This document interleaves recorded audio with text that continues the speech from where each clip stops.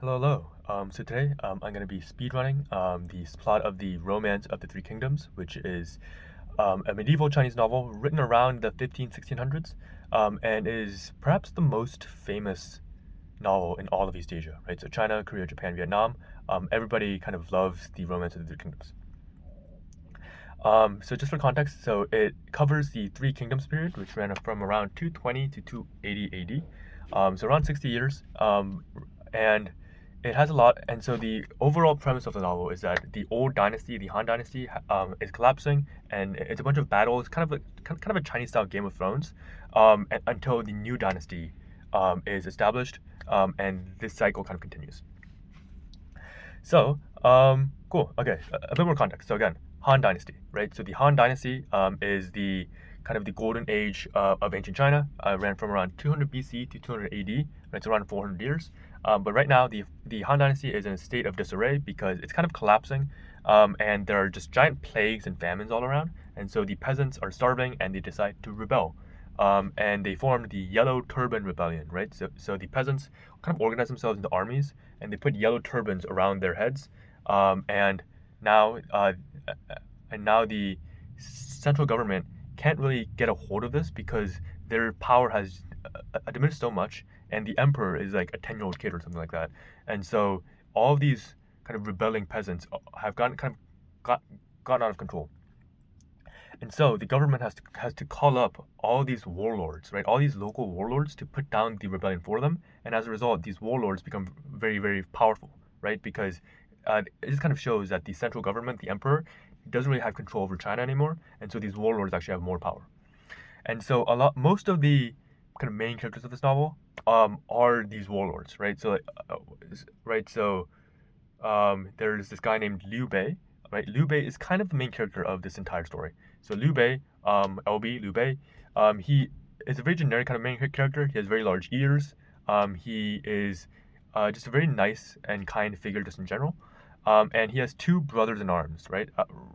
We don't need to remember their names right now, but they're named Zhang Fei and Guan Yu, right? But they've kind of made a pact called the Peach Blossom Oath to uh, die together on the same day if possible, right? So the famous phrase is that we may not have been born on the same day, but please let us die on the same day. So that right. So Liu Bei basically has two brothers in arms, and they kind of travel as kind of like a throuple.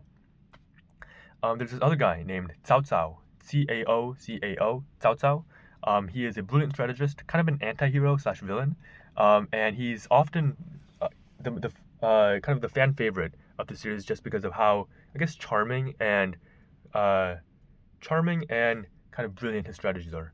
And so he's also my personal favorite character, Cao Cao. Um, okay, I'll only go over a few more. There's this guy named Yuan Shao, right? YS Yuan Shao. He's kind of like the most powerful, right? He's the most powerful warlord by far. He comes from a very rich family, and so he will be kind of the leader of the warlords for a while. And finally, there's this guy named Dong Zhuo, right? Dong Zhuo, DZ. So Dong Zhuo is a really fat guy. He's very powerful, and Dong Zhuo is kind of the catalyst for the beginning of the story, right? So at the beginning of the story, right? Dong Zhuo, or DZ, he storms the imperial capital, and so he basically takes power of China from the outset, right? So uh, as I mentioned, the emperor is like a 10-year-old kid. So Dong Zhuo kind of uh, takes control of the imperial capital, and now basically Dong Zhuo is ruling China, right? So he actually switches out the emperor for his younger brother, and so if you can choose who the emperor is, then you basically are the emperor, right? So right now DZ is essentially in charge of all of China, right? And obviously the other warlords don't like that, and so they form an alliance, right? They form an alliance of 18 warlords, right? It's called the Anti-Dongzhou Alliance, and they decide to invade the capital and kick Dongzhou out. And the leader of this alliance is this guy named is Yuan Shao, the guy that I mentioned earlier, right? So as mentioned, he's kind of the senior member of the bunch. He comes from the richest family, and he's kind of the most powerful warlord, and so everybody kind of rallies around Yuan Shao to kick Dongzhou out. But the reason that Dongzhou is so invincible is because he has this guy named Lu Bu as a bodyguard. So Lu Bu is the most powerful warrior in all of China, right? Um, And for some reason, it's kind of implied that you can't just ambush Lu Bu with like 100 guys and just take him out, right? Because everybody says, oh, you can't touch Dongzhou because he has Lu Bu by his side, but he's one guy, right? But for some reason, in this entire story, like everybody just adheres to this weird etiquette where there are only one-on-one fights allowed, right? So even like one-on-three, 1-on-2 fights, 1-on-3 fights are considered kind of rude, and so there's this kind of warrior etiquette where you can't touch Dongzhuo because or DZ because you right because he has Lu Bu by his side, um, which I found kind of weird. But in any case, cool. Okay, so we've got the basics out of the way. So now the 18 Warlord Alliance storms the capital as promised, and they do kick DZ out. And so DZ runs away to somewhere else, but there's a betrayal, right? Lu Bu kills Dongzhou at this point. Lu Bu kills DZ because there was a whole story around this other kind of court official that really hated DZ, and he used his goddaughter, who's very beautiful, to kind of drive a wedge between DZ and Lu Bu. Right, right. So he promised that he would marry his daughter to both DZ and Lu Bu, and they both kind of found this out, and all sorts of jealousy and things like that all kind of come into the mix, and at the end, Lu Bu ends up killing DZ. Right, so the 18 Warlord Alliance is kind of uh, scattershot now because they have basically achieved their mission of taking DZ out, and lo and behold, DZ is also dead now. Um, and so remember I said that DZ was in charge of all of China, right? Um, Now no one is really in charge of all of China, right? Because DZ is dead, right? The emperor is a 10-year-old kid. Somebody takes him, right? But he doesn't really have control over the entire country. And so right now, China is officially broken apart. And so the Han Dynasty, the actual dynasty that nominally rules over China, no longer exists, right? No longer exists. And everybody's just kind of out for themselves. And so this entire section is full of a lot of like battles and betrayals and things like that. But it's very typical, almost like Game of Thrones like episode where everybody's in charge of like their own little kind of section, um, and uh, and they're each kind of vying for power. I'm only gonna cover one major battle from this period, which is the Battle of Guandu, right? Oh, by the way, there are three major battles that everybody talks about in the Romance of the Kingdoms. Three major battles, and so this is the first battle. The first battle is this Battle of Guandu. Right, the Battle of Guandu is between Cao Cao, the brilliant strategist we mentioned, and Yuan Shao, the kind of the richest, most powerful guy.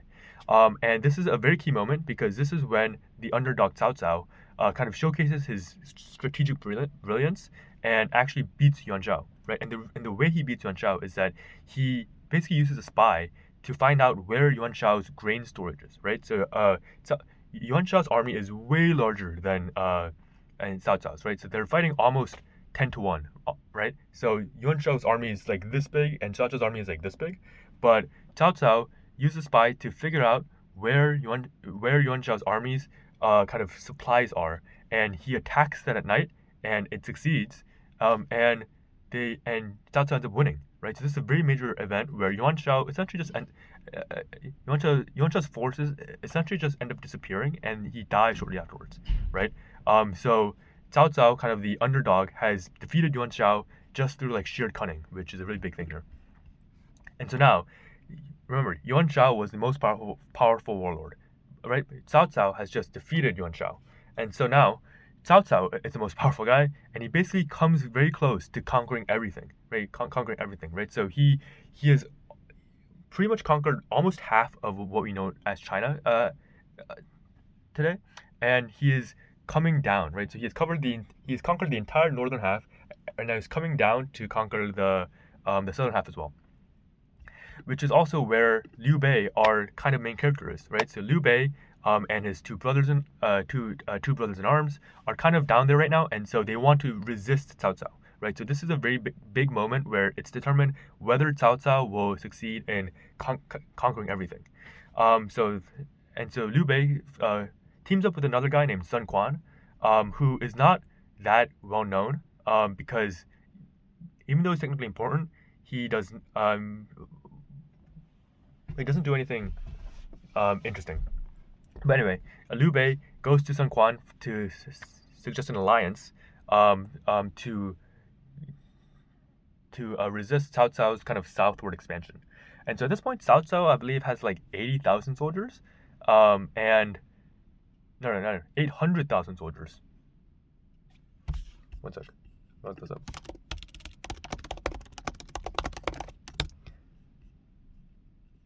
Okay, 800,000 soldiers, and the Sun Quan Liu Bei alliance has around 50,000 soldiers, right? So it's a giant, massive gap, and so they considered just surrendering at some point, but they decided not to, and so it's 800,000 versus 50,000. Okay, and so this battle is called the Battle of Red Cliffs, right? It's a naval battle along a river.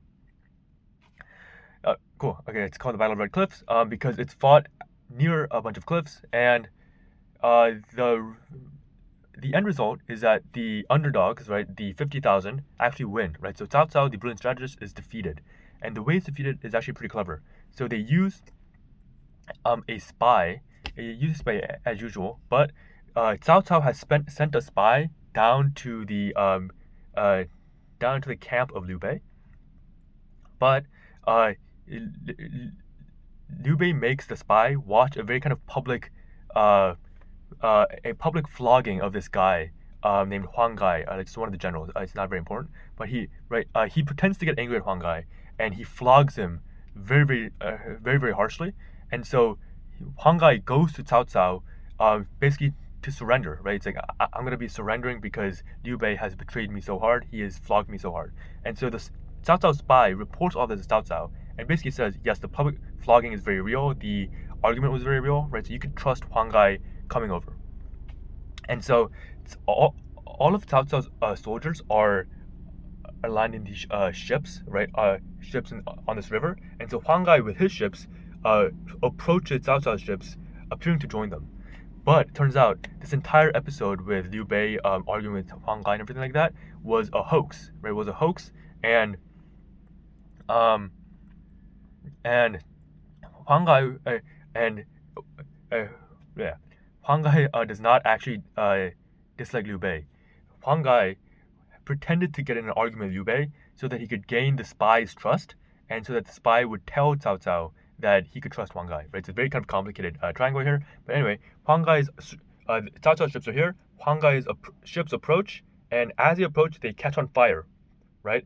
And then they crash, and the fire just spreads throughout all of Cao Cao's ships, and all the soldiers die, right? So all of again, it's a novel, right? But almost all of Cao Cao's soldiers die in this very kind of dramatic end to the Battle of Red Cliffs. It's a very kind of famous battle, probably the most famous battle of pretty much all of East Asian history.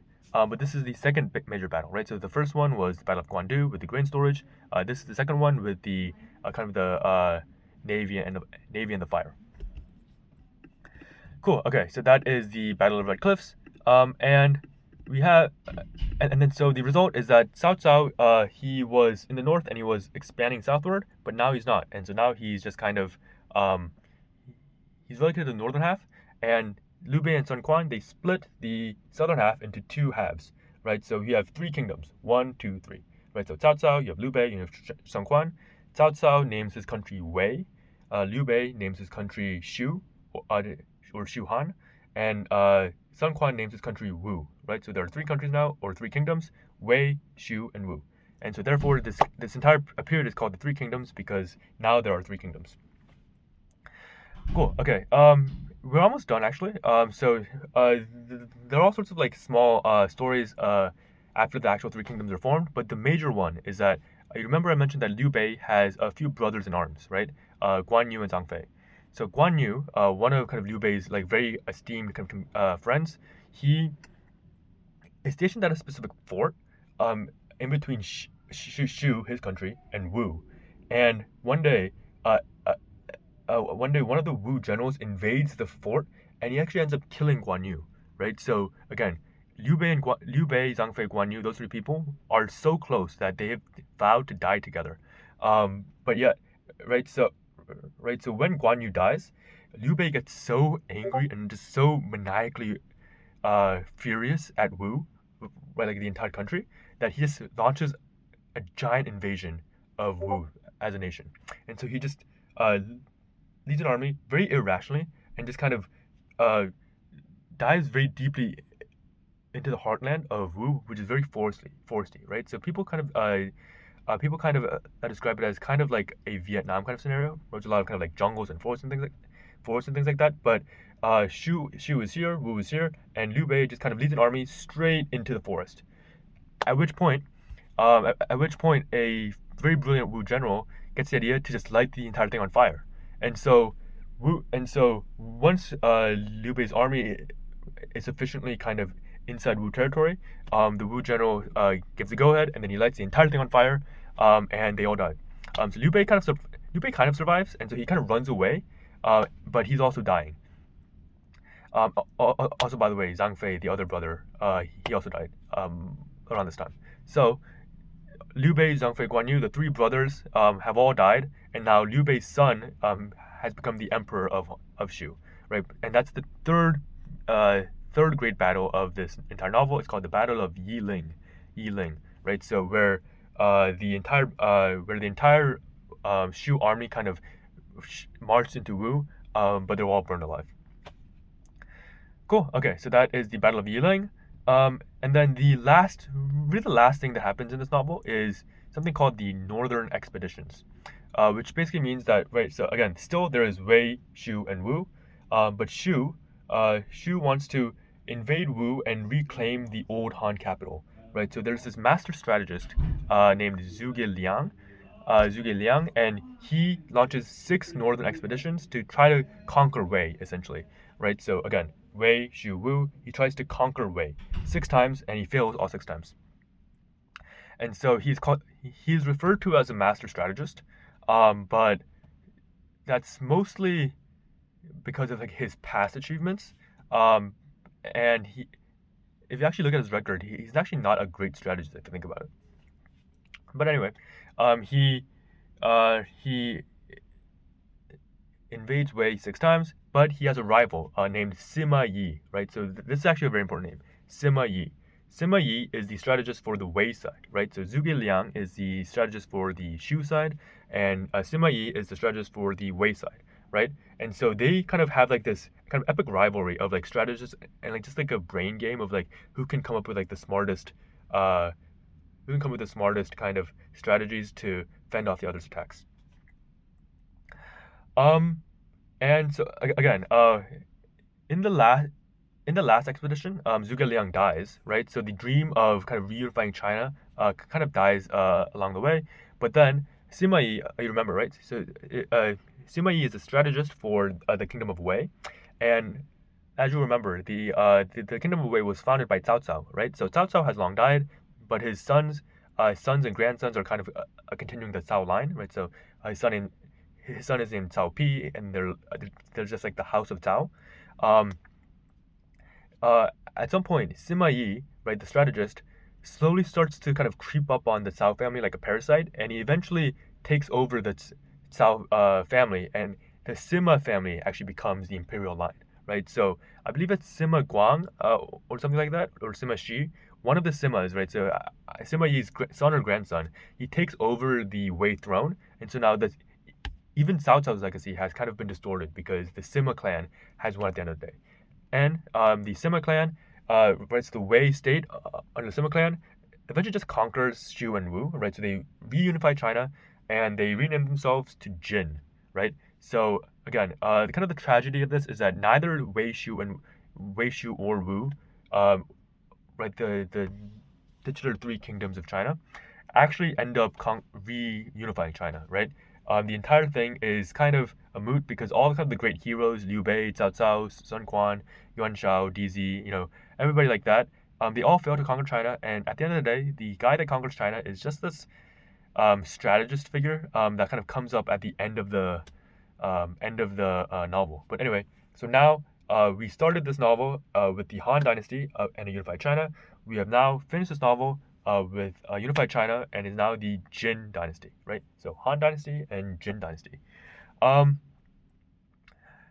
Cool. Okay, so that's basically a very brief summary.